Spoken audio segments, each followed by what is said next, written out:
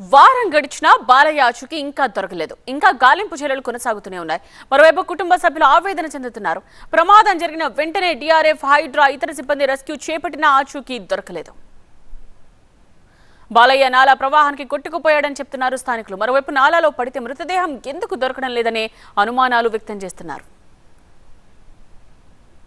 వేసవకాలం చేసుకునే పనులు ఈ వర్షాకాలం పెట్టి మొన్న పెద్ద ఆయన పాపం 60 సంవత్సరాలు ఉంటాయి ఆయనకి. ఆయన అక్కడ పైపుల దగ్గరకు వచ్చి జారిపడి అసలు ఇప్పుడు ఇవాళ 6 రోజులు 7 రోజులు అవుతుంది. కనీసం మడిచి కూడా ఎక్కడుంది కూడా జాడలేదు. చాలా ఇబ్బందిగా ఉంది. పేదలు చాలా ఇబ్బంది పడుతున్నారు.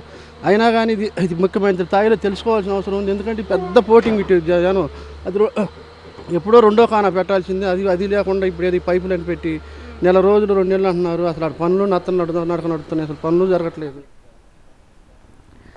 ఇలాంటి నాలాలు ఇంకా ఎక్కడెక్కడున్నాయో ముందే గుర్తించి చర్యలు తీసుకోవాలని కోరుతున్నారు స్థానికులు. నాలా మరమ్మత్తు పనులు నత్తనడకన సాగుతూ ఉండడంపై తీవ్ర ఆగ్రహం వ్యక్తం చేస్తున్నారు.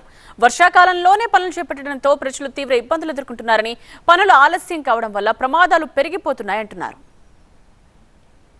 ముందే ఫస్ట్ గవర్నమెంట్ డిసైడ్ చేయాలి. ఎక్కడ ఏ రోడ్డుకు ఏ ప్రాబ్లం ఉన్నాయని ఈ డిసిషన్ తీసుకోవాలి ఫస్ట్.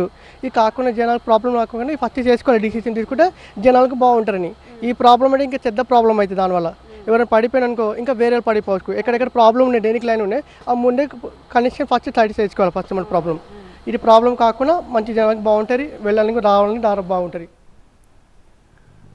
ఘటన జరిగిన నాలా నుండి అప్డేట్స్ ని మా ప్రిన్సిపల్ కరెస్పాండెంట్ జ్యోతి అందిస్తారు.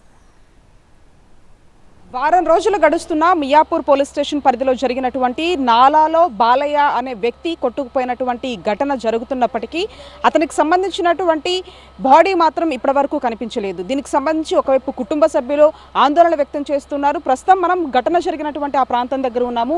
మనం చూస్తున్నటువంటి ఈ ప్రాంతం దగ్గర ఇప్పుడు కొంత పనులైతే జరుగుతూ ఉన్నాయి. సుమారుగా 15 రోజుల క్రితం ఈ పనులను ప్రారంభించడం జరిగింది.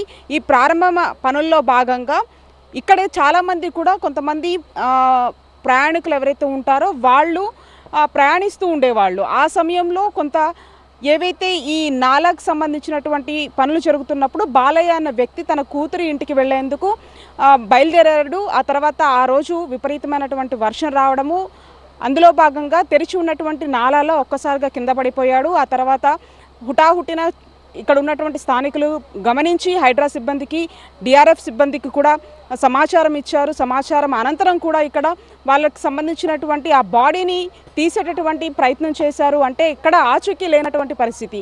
ఈ క్రమంలో ప్రస్తుతానికి వారం రోజులు గడుస్తున్నా కూడా ఇప్పటివరకు ఎలాంటి ఆచూకీ తెలియకపోవడము, అంతేకాకుండా ఘటన జరిగినటువంటి సమయంలో కూడా ఆక్సిజన్ కిట్స్తో లోపలికి వెళ్ళారు. ఎక్కడైనా బాడీ కూరుకుపోయి ఉంటుందా అని చెప్పేసి కూడా ఒకవైపు అధికారులు అయితే పరిశీలించడం జరిగింది. కానీ వారం రోజులు అవుతున్నా కూడా ఇప్పటివరకు ఎటువంటి ఆచూకీ తెలియకపోవడంతో పాటు ఇప్పుడు ప్రస్తుతానికి కొంత ఇక్కడ ఉన్నటువంటి పనులు ఏవైతే ఉన్నాయో ఆ పనులు మాత్రం నత్తనడకన కొనసాగుతూ ఉన్నాయి.